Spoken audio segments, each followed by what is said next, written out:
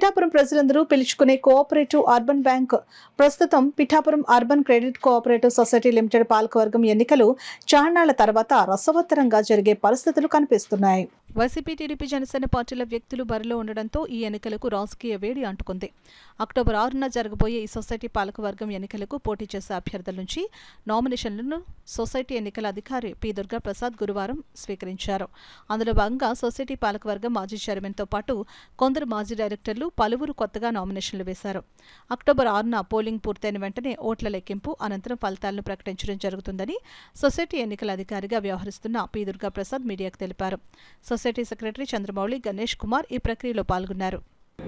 ఎన్ని స్థానాలు ప్రాథమికంగా ఏంటంటే ఈ సంఘానికి సంబంధించి 2011 మంది సభ్యులు ఉన్నారు.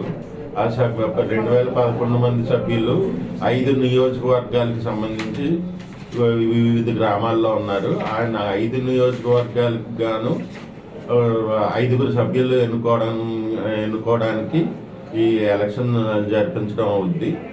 5 నియోజకవర్గాలకి 5గురే పోటీ చేసినట్లయితే ఏకగ్రీవంగా తీర్మానించడం అవుతుంది. లేని ఏడల 6 వచ్చే నెల 6ని ఎలక్షన్ సీక్రెట్ బ్యాలెట్ పద్ధతిని నిర్వహించి 7వ తారీఖుని అదే రోజు ఎలక్షన్ ప్రకటిస్తాం, ఫలితాలు ప్రకటిస్తాం.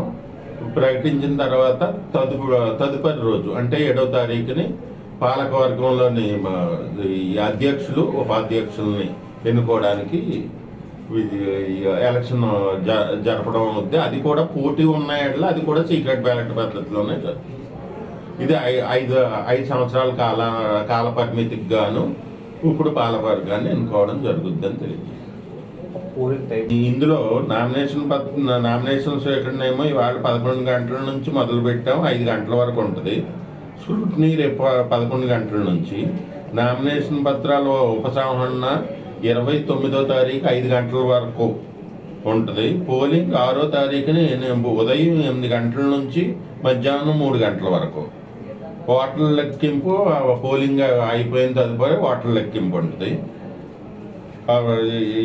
7వ తారీఖున ఆఫీసు బేరర్ల ఎన్నిక కార్యక్రమం 8 గంటలకు మొదలవుతుంది.